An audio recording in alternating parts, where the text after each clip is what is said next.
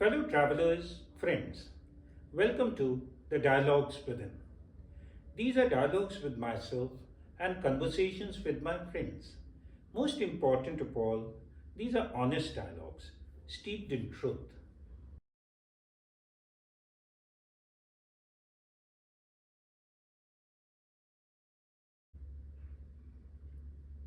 Fellow travelers, friends, कुछ दिन पहले मैंने एक बुक लिखी है।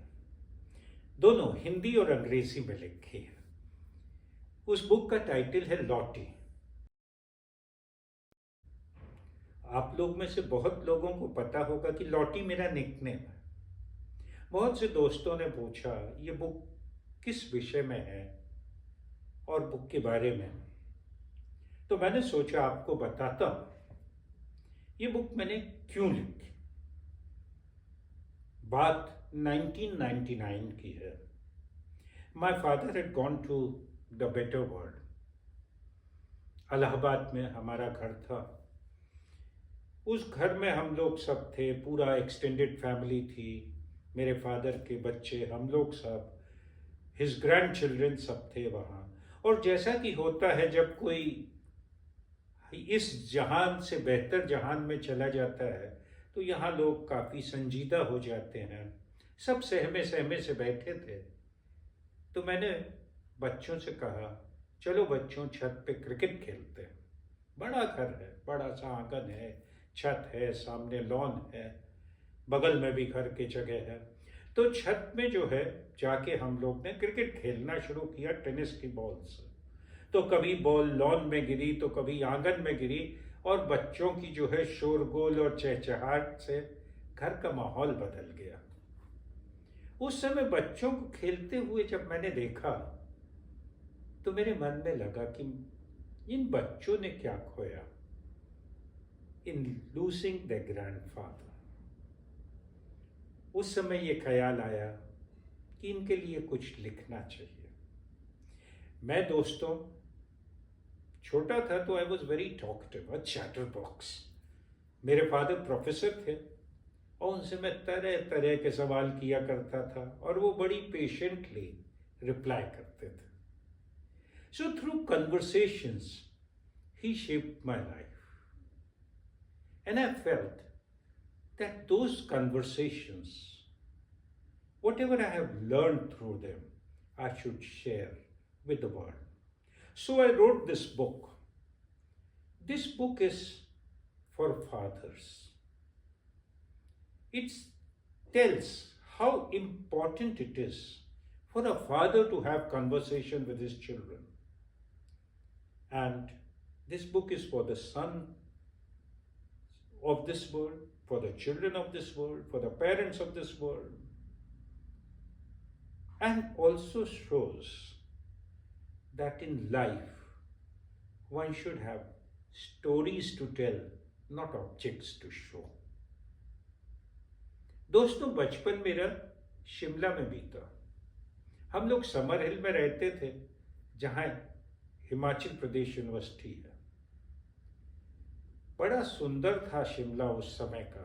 अब तो बहुत भीड़ हो गई है। Shimla has become one, a hotel and a shop. वो जो खूबसूरती थी, जंगलात थे, पैदल चलते थे, वो शायद अब चली गई है।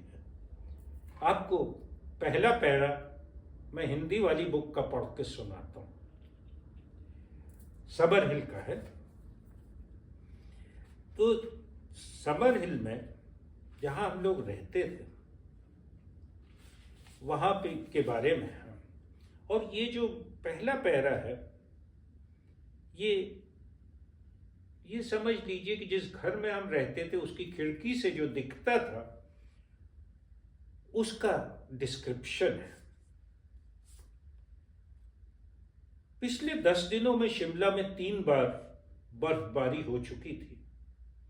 रंग बिरंगे जीवंत शहर ने श्वेत चादर ओढ़ ली थी। पहाड़ियां, घाटियां, पगडंडियां, घर सब सफेद नजर आ रहे थे। इस नीरव शहर में बस 2 रंग से सारी सृष्टि रची हुई थी। ऊपर अनंत नीला आसमान और नीचे बर्फ से ढकी सफेद धरती। पूरा शहर शांति और अकेलेपन की मूर्ति था, लेकिन घरों के अंदर जीवन चक्र जारी था। अगर हमारे पास ऐसी दृष्टि होती कि हम लोगों के घरों के अंदर देख सकते, तो पाते कि हर घर में एक आरामदायक गर्माहट व्याप्त है।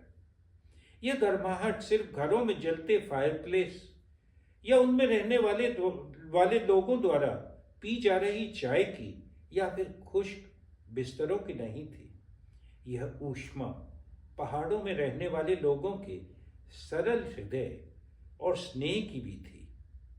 कहते हैं ना, अंतर्मन की तपिश और आनंद शीत ऋतु को बसंत में परिवर्तित कर देता है। सफेद और शांत सुबह, तरोताजा ठंड और अचानक एक लंगूर एक पेड़ से दूसरे पेड़ पर छलांग लगाता हुआ और हलचल मचाता हुआ निकल जाता। उसकी लंबी पूंछ झूमते लहराते उसके पीछे चलती। लंगूर की हरकत से पेड़ की टहनियां हिलती और थप थप कर बर्फ पेड़ों से नीचे पगडंडी पर गिरती। लंगूर के जाने के बाद शांत वातावरण सुबह को पुनः अपने आगोश में ले लेता। ये विंटर्स में जो शिमला की वातावरण था, ये उसे दर्शाता है। और हाँ, बचपन में जो बातें होती थीं अपने फादर के साथ या और जो सीनियर प्रोफेसर्स थे उन सब के साथ, मुझे उन्हें सुनने में बड़ा मज़ा आता था। चुपचाप बैठा सुनता रहता था और काफ़ी मेरे को जो है ना आश्चर्य होता था कि ये elderly people, they are able to tell so much in such short small sentences. और सवाल करो तो बड़े सुंदर जवाब मिलते थे उन लोगों से। इनफैक्ट सवाल याद करता रहूं तो पता नहीं कितने सवाल याद आते जाएंगे। लेकिन एक बार की बात है, मैंने अपने फादर से पूछा था, व्हाट इज अ रेजोल्यूशन पापा, व्हाट इज अ रेजोल्यूशन? तो he said, son, resolution is like sowing a seed deep in your mind. This seed is a thought, a determination of doing or becoming something. So you see, resolution is not fulfillment of a goal or aim in life.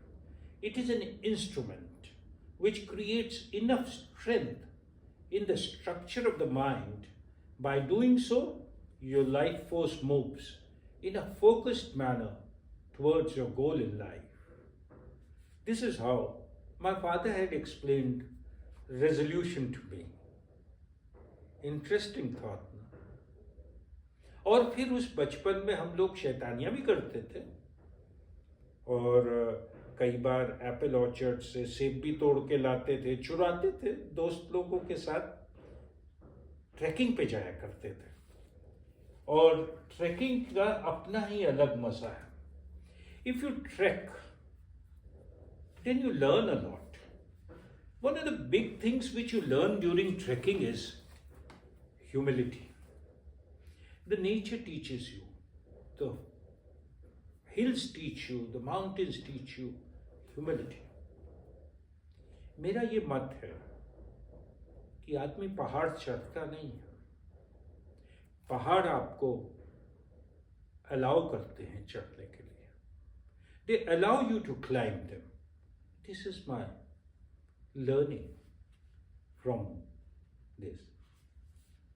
तो एक trekking की थी father के साथ और उनके कुछ professor friends के साथ, और वो ट्रैकिंग जो है ना, उसमें एक अलग ही एक्सपीरियंस हुआ था जो मैंने इस बुक में लिखा है, पढ़ के सुनाता हूं आपको। The beauty around them left the trekkers awestruck and made them feel humble. It also evoked a feeling of presence of some greater power, perhaps when one is truly close to nature, the curtain between the human and the divine becomes translucent. Shambhu, Shambhu, look at these rocks, exclaimed the guide. There was a sense of alarm in his voice, and he was trembling. He closely examined the rocks, which were stacked in a particular way. He asked the group to wait, walked towards a nearby rock, and sat there. The guide took out his rosary and started praying. The group, a little perplexed, gathered nearby and waited. Three small rocks were kept at a turning, one upon another, with a small one in between two big ones. What is there to it? Asked Professor Sahib, as the guide, his faith restored, came back to them with a quiet, solemn face. Some hill folks have kept these rocks in this particular manner to guide the travelers. They are telling us to be very careful beyond this point, explained the guide. You mean there is danger ahead? Asked Dilip. Yes, replied the guide. The rocks indicate that two mountains are being pulled apart, and we can encounter landslides and stones rolling down. So from now onwards, we have to be very careful as we trek.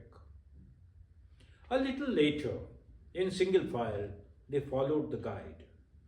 The group had barely negotiated a long bend when the landscape changed drastically. The entire mountainside that they had to cross was littered with stones. Strong winds were blowing, and pebbles and stones were continuously rolling down. The scenery was surreal and scary, in the sense that it seemed that any moment the movement of pebbles would dislodge the delicate balance, and huge boulders and rocks that lay precariously strewn on the slope would start dreadful journey downwards. As one walked, a realization dawned that not only were the stones rolling, but the path too was sinking and changing all the time. This was during a trek which I had taken as a schoolboy. Friends, fellow travelers, the leaves do not know when they will fall. Does the breeze know? This life is the only thing which we have. Let's live it with wonder and wonder. Peace and joy to you, smiles and cheers to you.